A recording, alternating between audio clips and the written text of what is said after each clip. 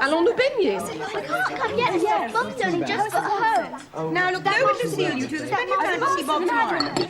It is unfair. I've just been telling you, with so many of you to look after, I can't stop making exceptions. Bed for you two is now. Just this once. Oh, well, Now, you be firm, Sadie. Otherwise, it'll be the thin end of the wedge. Just one, sir. Je serai malade, comme la vie. La vie ne semble de pas, comme tu disais, Lucille. Elle était malade. Et donc, allons-y. Mais la vie n'est pas des caca dans la chaise de pâte. British fromage. What's all that about? Everyday French conversation, Fa. My lord, my lady, telephone for Miss Linda or Miss Frances. Come on, Fanny. Where have you hidden Abby? Guess they'll never find her. Yes.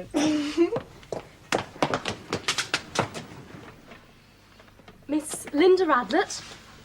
Oh, it's you, Polly. Polly Hampton. No, of course you hadn't forgotten. Heavens, how exciting. Do tell.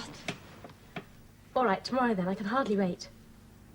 Yes, we'll be ready at 10:30. Goodbye, Polly. Ready at 10:30? She's got something special to show us, a surprise. Goody. Now, shall we go and see darling Labby? No, if we wait any longer, they'll suspect. We want them in a good temper to let us go early tomorrow. Why should they mind that? You're missing your music lesson, for one thing. Anyhow, you know how funny grown-up people always get if anyone wants to change the arrangements. That's long enough. Yes, Fa, we're finished. How are they going to collect us? Come on, shall we have a go at snakes and ladders? It's all right. Haven't you got too much homework? Did you say you wouldn't tell me? What was all that about? Polly Hampton. They're sending the car early for me and Fanny tomorrow. Thing. Why is that, Duck? Oh, she is mean. Polly's got a surprise for us. What about your music lesson? Oh, please, just this one. What will Pa say? It is the thin end of the wedge. No, he won't. You know how he always gives in when it's anything to do with Lord and Lady Montville. How very noticing you become these days. Well, I won't say you're wrong, Duck, so I suppose it'll be all right as long as Lady Montdor doesn't mind about the car. I can't think why she insists on sending it. Condescending. I could just as well take you in mine. Oh, but the Montdors' rolls are such heaven. Real fur on the seats, with a blister rubbing on one's bottom. Not like the horrid scratchy stuff in yours. So, you're getting too stuck up to go in Sadie's car anymore. A few more invitations to Hampton and you won't want to know us. Bob's jealous because he's not invited over there tomorrow. And what would there be for me to do with a lot of silly little girls? Delicious lunch. And Lord and Lady Malt will be there as well as us. He's like a waxwork and she's like a vampire. And Lord Montdour's sister. And her husband, Boy Dugdale. Soppy boy Dugdale and his wet soppy books. He came over to the Women's Institute and gave a lecture the other day, just before Fanny came. Well, I'm glad I missed it. Can't think what there is to laugh about. It's very difficult to get someone to talk at the Institute. I was very grateful to Mr. Dugdale. I still think he's soppy. Lady Montdor doesn't think that. She don't. Oh, Duck, now that's quite enough. I'm sure she does nothing of the sort. I tell you, Lady Montdor dotes on Boy Dugdale. Though I'm not sure how much he dotes back. Keep a good lookout tomorrow, you two. I shall expect a full report. Oh, isn't it blissy? Aunt Sadie, at last Uncle Matthew's got a new record.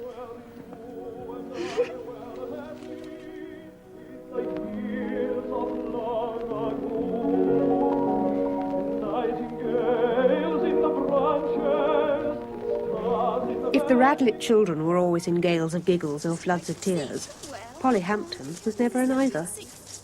Polly was still and deep. I always thought it was just a boring old well. And isn't it? It looks the same as ever to me. Well, it isn't. And here's the surprise. Old Peter from the home farm told me that a long time ago a lady was caught out here by her husband. Caught out? Doing it? Yes, with her lover. Took in the fleshly deed was how old Peter put it. The husband was so furious, he ran the lover through with his sword, then seized the jewels the lover had given his wife and flung them down the well. Then flung the lover down after them, and his wife to top it all off. Goodness, what a temper. All because she was doing it. Grown-ups get very cross if you do it with more than one person. Like your mother. But I suppose if you really love someone, you don't want to do it with anyone else. Later on, they got the lover and the lady out, because they were worried the well might get poisoned. But the jewels had never been found, old Peter says. So, I thought we'd find them. You mean go down that bucket? Oh, what fun. Can I be the one to go down? Linda, it's... No, you're my guest, and it might be dangerous. You two wind me down.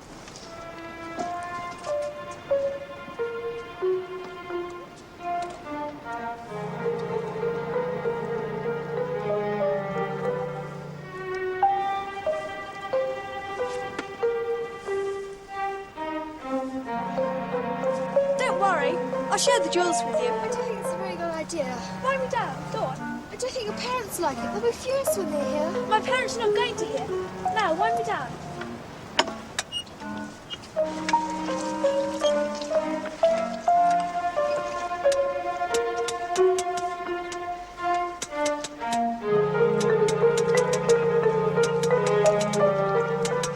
What's the light down there? Very dark and very damp. Can you see any jewels? No, not yet. Wind me down a bit further.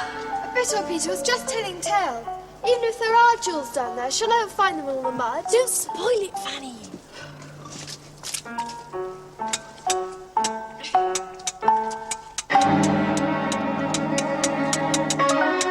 The rope! Up again. Very slowly.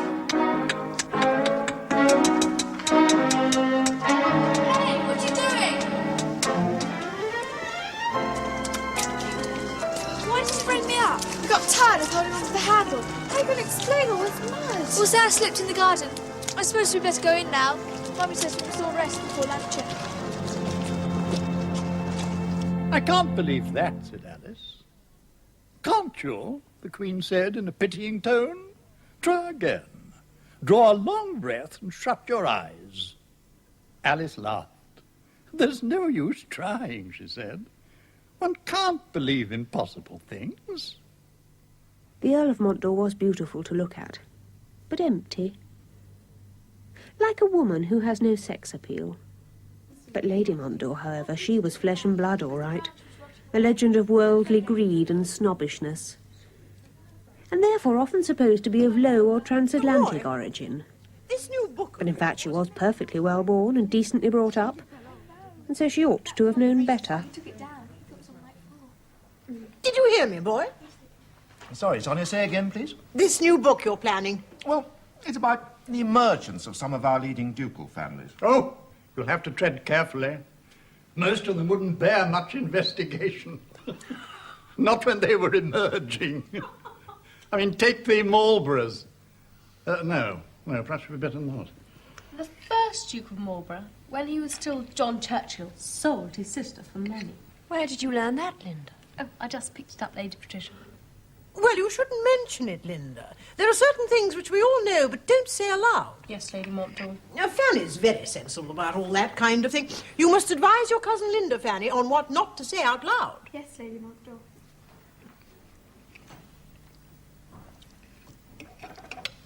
Is there anything you want, Mr. Dugdale? No, thank you, Fanny.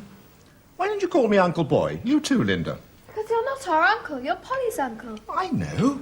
But you could all call me Uncle. It's what's known as a courtesy title. And I suppose you need one, because you're the only person in the room who hasn't got a real title already. That's another subject we don't mention, Linda. In any case, you and Fanny should always refer to yourselves as Miss. Oh, we do, but we still actually have our Hollands, don't we? Unlike poor Uncle Boy. I hear you all had a very nice time in the garden this morning. I'm told Polly was smothered in mud when she came in. So very unlike her. Whatever could have happened? Nothing much, Mother. I just slipped down a bank. That's right, Lady Montdor. She tripped over a worm cast and slipped down a bank. Tripped over a worm cast? A very large one, Lady Montdor. Worms can be very busy, you know. Did you ever have worms, Polly? I did. You can't imagine how fidgety they are, and then, oh, the heaven of it. Dr. Simpson came and wormed me. Well, you know how Dr. Simpson has always been the love of my life. So you do see.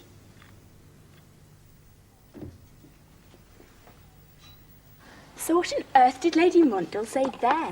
Everyone went very quiet. Not for the first time. And then I told them about Fanny's Brenda and made myself cry. It'll be some time before they ask you again. Oh, Fanny's one that Lady Montdor likes. She's so very well behaved. They only asked me out of politeness because Fanny's staying here. It'll be some time before they ask any of you again. They're going away. They never said so at lunch. It's still meant to be a secret.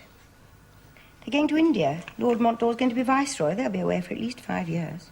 Is Polly going too? Yes. I'm surprised she didn't say anything. She's a close little thing, Polly. She's close beyond her years. Sadie, I want you. I can't find the tin of gramophone needles.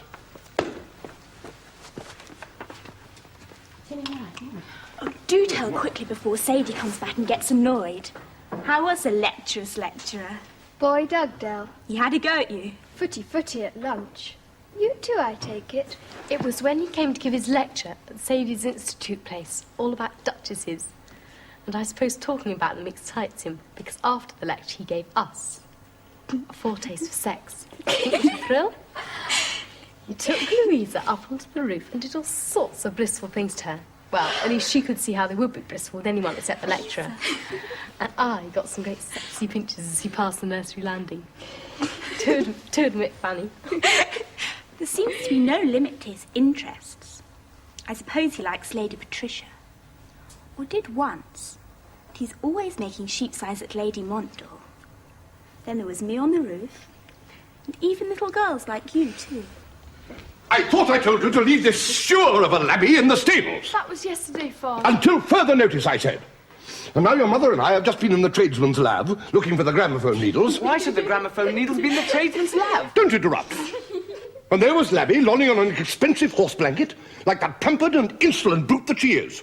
So now, Misery, you take this sure of a dog and you chain her in the stables and leave her there for the next month.